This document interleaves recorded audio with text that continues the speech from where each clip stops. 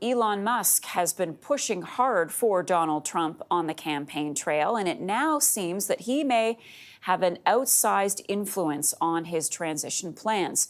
Sources tell CNN Musk has been at Mar-a-Lago almost daily, weighing in on cabinet appointments and staffing decisions. Joining me to discuss the influence, the impact that Musk may have on Donald Trump is Carmi Levy. He's a tech analyst. And Carmi, I should just explain to our viewers why we booked you. Musk is known, for those who weren't familiar with him before, for his influence in the tech world, for his background in science. So now he is, having this bromance, it seems, with Donald Trump that's been lasting for months.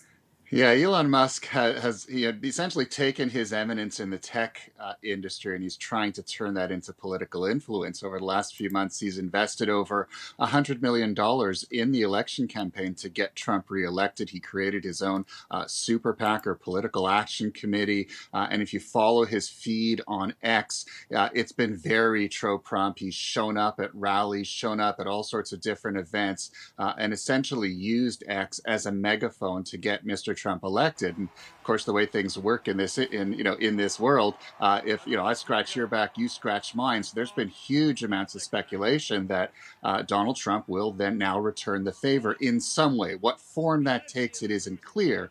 But a lot of the speculation seems to be centering around Mr. Musk taking on some kind of senior advisory role to the government, essentially whispering in Mr. Trump's ear on tech issues, on the tech industry, and kind of making sure that his perspective is the first one that Mr. Trump hears when he's in the White House. So what does that mean? What sort of influence could he wield, and how would people feel it?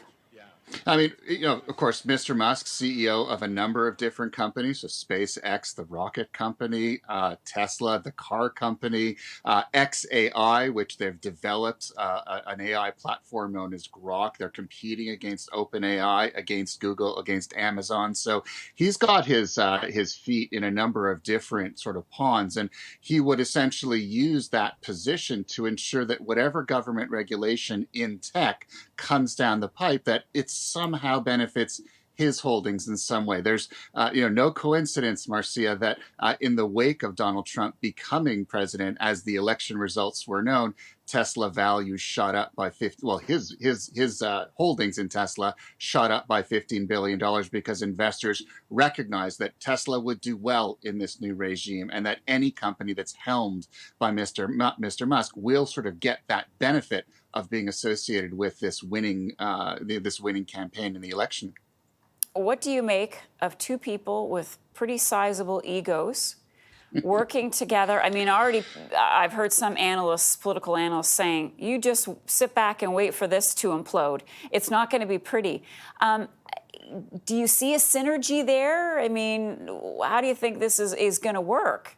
There's a huge amount of concern. I mean, just look at, for example, Donald Trump's promise to repeal the executive order on AI that the Biden administration rolled into law last year, that it essentially removes the guardrails to AI development and gives AI companies carte blanche to kind of do as they wish. So all of these concerns that we've been talking about around AI, about the potential for risk to various industries and to individuals and personal freedoms and data and stewardship, those could all very well come true if you remove the rules and allow companies to do as they wish. And so it could very well tilt the pendulum very much toward the billionaires who call the shots in Silicon Valley, to the detriment of smaller countries like Canada that don't have the scale to compete, and individuals who are essentially in a world that Mr. Musk created. So I think concern is probably the best word used to describe what we are expecting as we sort of wait to see where Mr. Musk fits in with this new administration.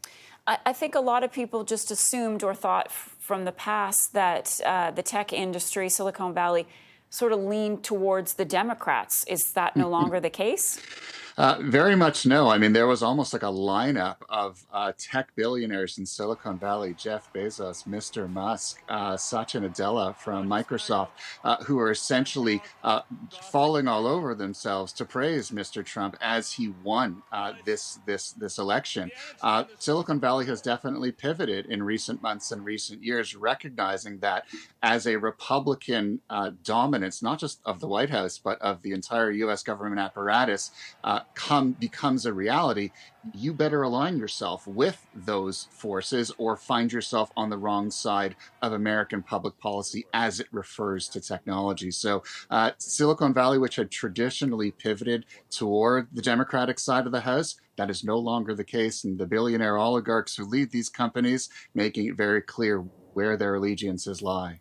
Things, they are changing. Carmi Levy, thanks so much for being with us today. Appreciate your time.